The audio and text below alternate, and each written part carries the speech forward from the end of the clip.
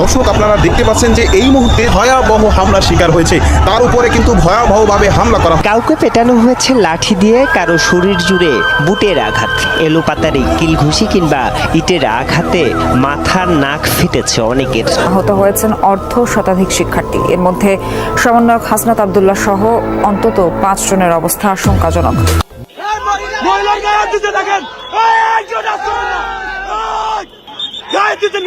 আপনি শরীরে হাত দিচ্ছেন কেন?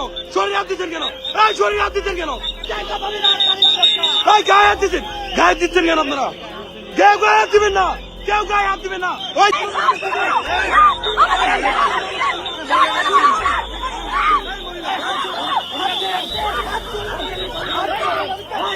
এই জুলাই যোদ্ধাদের যেখানে পাবো সেইখানে প্রতিহত করবো ইনশাআল্লাহ। ঠিক সন্ধ্যার আগে আগে সার্জিসকে হবিগঞ্জে ইচ্ছামতো রামধুলাই দেওয়া হয়েছে এবং সেই রামধুলাই খেয়ে নাসিরউদ্দিন পাটোয়ারি, সার্জিস সহ তাদের স্থানীয় নেতাকর্মীরা ব্যাপকভাবে আহত। এই নাসিরউদ্দিন পাটোয়ারি, এই হাসনাত, এই সার্জিস এরা ঔদ্ধত্যপূর্ণ আচরণ করেছিল কিছুদিন আগেও যে শেখ হাসিনাকে দ্রুত দেশে পাঠান। এখনো তো শেখ হাসিনা দেশে ফিরেই নাই, তার আগেই এরা রাস্তাঘাটে তার মতো লাগাচ্ছে। আসসালামু আলাইকুম প্রিয় দর্শক, হবিগঞ্জে যেভাবে ছাত্রলীগ এবং বিএনপি মিলে হামলা করেছে সার্জিস হাসনাত আব্দুল্লাহর উপর, রীতিমতো সার্জিস হাসনাত আব্দুল্লাহ এবং পাটোয়ারি ভয়ঙ্করভাবে আহত হয়ে হাসপাতালে রয়েছেন এবং সেখানে কি হয়েছিল, তাদের উপরে কিভাবে বর্বরিচিত হামলা করা হয়েছে, সর্বশেষ তথ্যগুলো আপনাদের মাঝে তুলে ধরব। অবশ্যই না টেনে লাইক করে এই ভিডিওটি শেষ পর্যন্ত দেখতে থাকুন। কেউ গায়ে হাত দিবেন না, কেউ গায়ে হাত দিবেন না। ওই দেখেন, ওই ওইদিকে ওইদিকে দেখেন।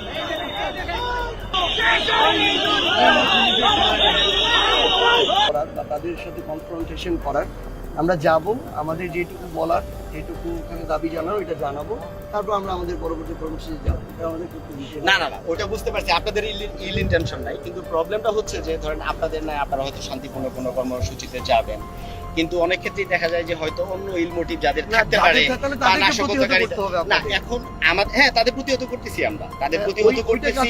আমরা বিভিন্ন জায়গায় হবিগঞ্জে, আমি একটু বলি, সেটা হচ্ছে হবিগঞ্জে ওই সমস্ত ইল মোটিভ থাকতে পারে, এই ধরনের লোক বা কোনো ধরনের অনাকাঙ্ক্ষিত ঘটনা ঘটাতে পারে, এই ধরনের লোকদেরকে আমরা মোটেও একত্রিত হতে দিইনি। বাট তারপরেও আমরা মানে বিভিন্ন ভাবে জানতে পারতেছি হয়তো বা তারা জড়িত, একত্রিত হওয়ার ওরকম চেষ্টা করতেছে বা ইয়া করতেছে। তো তারা বলতে এখন আমরা তো চিনি না, ধরেন আপনারা দেখলে কি আমি বুঝতে পারবো যে আপনি আসলে কিসের লোক? তাহলে তো আপনাদের তো উচিত ওইখানে ইয়ে করা। এক্স্যাক্টলি, আমরা এটা করে বের করব। একটা জিনিস বলি ভাইয়া, এই যে কালকে আমাদের ভাইয়ের ওটা আমরা কথা আপনাদের নিরাপত্তার জন্য আমাদের ওইখান পর্যন্ত তো আমাদের যেতেই হবে, এটা তো আমরা আজকে হবিগঞ্জের ঘটনায় আমার মতো আপনারাও কি নাসিরউদ্দিন পাটোয়ারিকে মিস করছেন?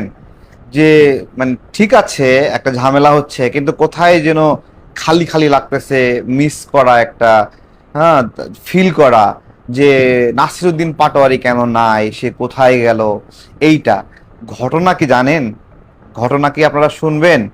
ঘটনা যদি শুনতে চান তাহলে এদিকে আসেন। কি করেন এগুলা সাইজ করতে পারেন না? চব্বিশের অস্ত্রগুলা কি কই গেছে? এগুলা আপনারা কি করেন এগুলা সাইজ করতে পারেন না? চব্বিশের অস্ত্রগুলা কি কই গেছে? এগুলা আপনারা কি করেন? মানে বুঝতে পারছেন কি দিচ্ছে এগুলো? কই আপনারা কি করেন? 24 গুলো কই গেছে? মানে সরাসরি রাশির হুমকি দিচ্ছে, সরাসরি হুমকি দিচ্ছে এবং সরাসরি হুমকি দিচ্ছে যে এগুলো কই, মানে বিএনপি করতে হবে, অমুক করতে হবে, অমুক করতে হবে, ছেলেবেলাকে উস্কানি দিয়ে রেডি করতেছে। কিন্তু বাস্তবে কি হলো, যখন গুতাগুতি শুরু হলো হুমকির প্রেক্ষিতে, তখন আমরা সবাই মিস করলাম যে বেচারা কোথায় যেন প্যান্ডেলের তলায় লুকায় গেছে। প্যান্ডেলের তলায় লুকানো খুবই স্বাভাবিক, কারণ বাপে ছিল জামাত, মায়ে ছিল জামাত কর্মী, মহিলা কর্মী এবং ছেলে ছিল রাজাকার শাবক, সবকিছু মিলিয়ে গুপ্ত হয়ে থাকা তাদের অভ্যাস। ঠিক ওইটাই হয়েছে। যারা এই পাটোয়ারির কথায় লাফায়া ওই যে 24-এর অস্ত্র কই গেল এই ধরনের হুমকি দিছে, তারপরে উস্কানি দিয়ে সেই অনুযায়ী তাল দিয়ে নাচছিল, ও কিন্তু ঠিকই কিন্তু গুপ্ত হওয়ার অভ্যাস আছে, ওর কিন্তু ঠিকই লুকায় যাওয়ার অভ্যাস আছে। কারণ ওর বাপে এক জামাত কর্মী, মায়ে এক জামাত কর্মী এবং রাজাকার শাবক, তারা তো গুপ্ত, এটা পুরনো একটা অভ্যাস। কথা ওইটা না, কথা জুলাই পরবর্তী সময়ে আমাদের আকাঙ্ক্ষা ছিল একটা শান্তিপূর্ণ বাংলাদেশ, একটা শান্তির বাংলাদেশ, সম্প্রীতির বাংলাদেশ।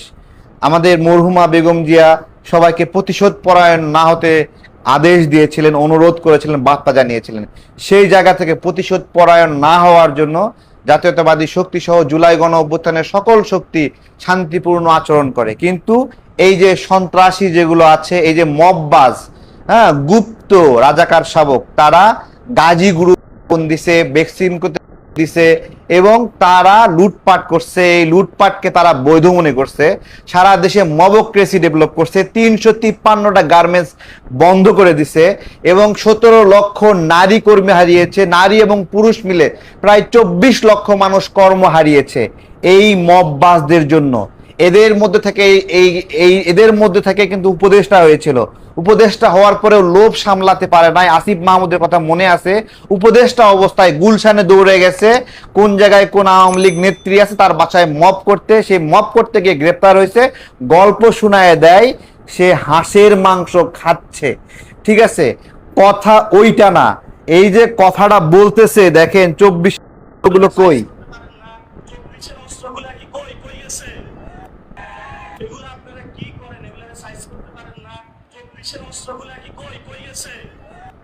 দেখেন চিন্তা করতে পারেন কি লেভেলে সে দিচ্ছে।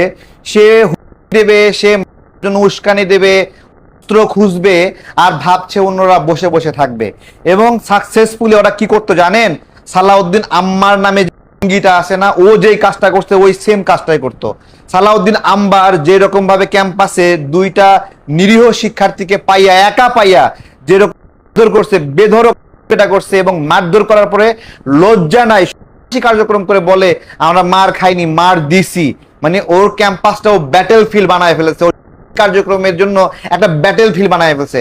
এবং বিদেশ থেকে পিনাকি ভট্টাচার্যরা উস্কায় দিচ্ছে যে ঘরে ঘরে আম্মার দরকার। ঠিক আছে, উস্কায় দিচ্ছে। গতকালকে উল্লাস করছে, সেই উল্লাস করছে, আজকেও আবার বক্তব্য দিচ্ছে 24-এর অস্ত্রগুলো কয়ে গেছে। 24-এর যারা লড়াকু যোদ্ধা তাদেরকে চিনবা? 24-এর লড়াকু যোদ্ধারা কই গেছে চিনবা? তাহলে হবিগঞ্জে ওখান থেকে চিনা নাও। ঠিক আছে, কাঁধে যদি সত্যি কথা একটু ঘুরায় বললে খারাপ লাগবে। হান্নান মাসুদ কি বলছে যে এই যে ছাত্রলীগ নেতা সার্জিস আন্দোলনের পুকি মারবে বলছিল না? তাহলে এই গুপ্তগুলো দেখেন এরা কতটুকু মুনাফেক। যতক্ষণ পর্যন্ত আওয়ামী লীগ ক্ষমতায় ছিল অতক্ষণ পর্যন্ত আওয়ামী লীগের হয়ে ষড়যন্ত্র করছে। যেই আওয়ামী লীগের পতন হয়েছে তখন নিজেরা দাঁড়ায় যায়া এখন নিজেরা আওয়ামী লীগের মতো আচরণ করছে, আওয়ামী লীগের মতো করে তারা এখন ষড়যন্ত্র করছে। নিজেরাই এখন বলতেছে যে আওয়ামী লীগ নিষিদ্ধ চাই। ঠিক আছে, আওয়ামী লীগের হয়ে স্লোগান দিয়ে দিয়ে হঠাৎ করে গুটি উল্টায় যায় মুনাফিকি আচরণ, যে আওয়ামী লীগ নিষিদ্ধ চাই, মব সৃষ্টি করতে চাই, করতে চাই, এইগুলো আর কি। সেই উল্লাস আজকে আপনারা বলেন, গতকালকে যে সালাউদ্দিন আম্বার উল্লাস করছে, হ্যাঁ, ওইখানে আপনারা সালাউদ্দিন আম্বার থাকলে খুশি হতেন কিনা বলেন? হ্যাঁ, ক্যাম্পাসে 2টা ছেলেকে একা একা পেয়ে যেরকম ধর করছে, যাদেরকে হ্যাঁ তাদেরকে উল্টা পুলিশে দিছে। এই কাজটা কেমন বলেন? এবং ওরা এটা নিয়ে উল্লাস করছে যে এরকম বীর নাকি ঘরে ঘরে দরকার। আর এক বীরকে আজকে খুঁজে পাওয়া যাচ্ছিল না। বাংলাদেশের সব মানুষ আজকে এই গুজববাজ পাটোয়ারিকে মিস করছেন কিনা বলেন না? সবাই খালি হাতড়ায় আরে এতজন গুতা খায়, পাটোয়ারি কেন গুতা খায় না?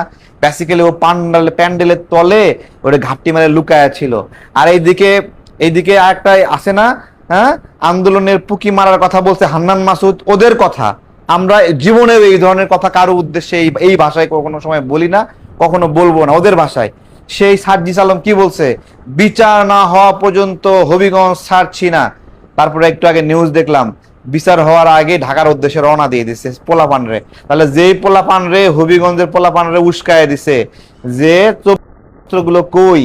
ঠিক আছে, খুবই ভালো করে একটা মনে করি, ওইখানে একটা ছেলে ছিল মাহাদিনা মেহেদি নাম, কি বলছিল যে থানায় দিছে, তারপরে কোন হিন্দু পুলিশ অফিসারকে দিছে, তারপরে এবং থানাতে হুমকি দিচ্ছে।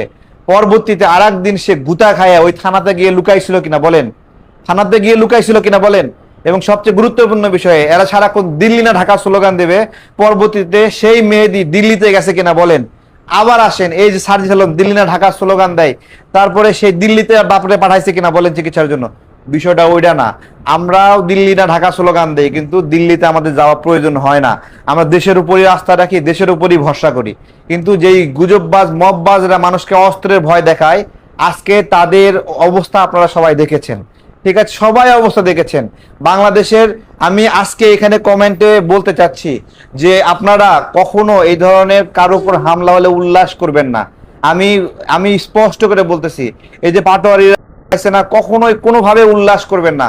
কোনো হামলায় আমরা প্রত্যাশা করতে পারি না। আমরা কোনোভাবেই সালাউদ্দিন আম্বারের মতো হতে চাই না। আমরা কোনোভাবে তার জন্য উল্লাস করতে চাই না। কেউ উল্লাস করবেন না। কারো উপরে হামলা হলেই উল্লাস করা যাবে না। এই বাংলাদেশে একদিনের জন্য কোনো হামলা চাই না। কোনো মিথ্যা মামলা দিয়ে মানুষকে হয়রানি করবে এরকম চাই না। বিদ্যুৎ পৃষ্ঠ হয়ে মারা গেছে, তাকে জুলাই আন্দোলনের মৃত বলে ঘোষণা করে মানুষকে মিথ্যা মামলা দেবে, এটা আমরা চাই না। কাকরাইলে মদ খেয়ে মারা গেছে, মাদকাসক্ত হয়ে মারা গেছে। সম্পূর্ণ ভিডিওটি দেখলেন, বুঝতে পেরেছেন ভিডিওটি গুরুত্বপূর্ণ। যে জায়গায় পদযাত্রা যাচ্ছেন এনসিপি নেতাকর্মীরা বিএনপির বিরুদ্ধে মন্তব্য করছেন, আর সেই মন্তব্য সহ্য না করতে পেরেই এবার হামলা করেছে বিএনপির নেতাকর্মীরা এনসিপির উপর। তবে এনসিপির উপর হামলার প্রতিক্রিয়া হিসাবে হবিগঞ্জের সকল নেতারা বিক্ষোভ অভিযান চালাচ্ছেন, কিন্তু পাল্টাভাবে তাদের উপর আক্রমণ করছে ছাত্রদল, যুবদল এবং আওয়ামী লীগের নিষিদ্ধ সংগঠিত দল ছাত্রলীগ। প্রিয় দর্শক, এই বিষয়গুলো নিয়ে আপনার মন্তব্য কমেন্টস বক্সে জানাবেন। ভিডিওটি সর্বোচ্চ